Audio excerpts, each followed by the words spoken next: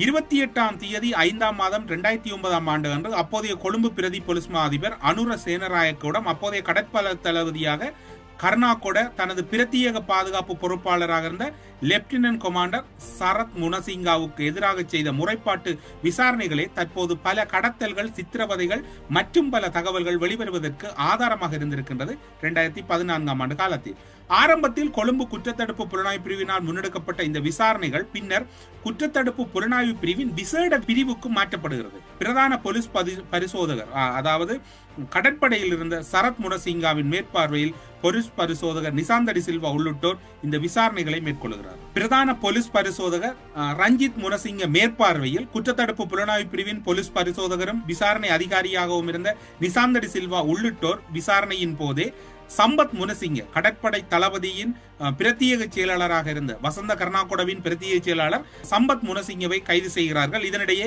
குற்றத்தடுப்பு புலனாய்வு பிரிவின் அப்போதைய போலீஸ் அதிபர் சிசிர மெண்டிஸும் அப்போதைய கடற்படை உளவு பிரிவின் மேஜர் நெவில் ஆகியோரும் முறைப்பாடு ஒன்றை பதிவு செய்கிறார்கள். இவர்களுக்கு எதிராக முறைப்பாடு பதிவு செய்யப்படுது. இதனையும் போலீஸ் பரிசோதகர் இந்த நிசாந்த என்றுதான் வருகின்றது. உண்மையில் திருகோணமலை கடற்படை தளம் தொடர்பில் முதலில் வெளிப்படுத்தியது இப்போது இருக்கக்கூடிய ஜனாதிபதி சட்டத்தரணி தவராசா. அதனுடைய தொடர்ச்சியாகவும் அதற்கு முன்னரும் இது தொடர்பான விசாரணைகளை முன்னெடுத்து சென்றதில் மிக மிக முக்கியமானவர் நிசாந்த டி சில்வா. கோட்டபாய ராஜபக்சவின் ஆட்சியில் இருக்க முடியாது என்று சுவிட்சர்லாந்திலே அரசியல் போரிடம் கேட்டிருக்கக்கூடியவர். இவர்தான் இந்த கடற்படை முகாமை சரியான வகையிலே கெச் போட்டவர். இவ்வாறான விசாரணைகள் தீவிரப்படுத்தப்பட்டு கொண்டு சென்ற போதுதான் 5 மாணவர்கள் 11 பேர் கடத்தல் தொடர்பான விவரம் வெளியாகின்றது. தொடர்ந்து விசாரணைகளை கொழும்பு மற்றும் அதனை அண்டிய பகுதிகளில் அப்பாவி தமிழர் கடத்தல் தொடர்பிலும் இவர்கள் மீது விசாரணை இடம்பெறுகிறது.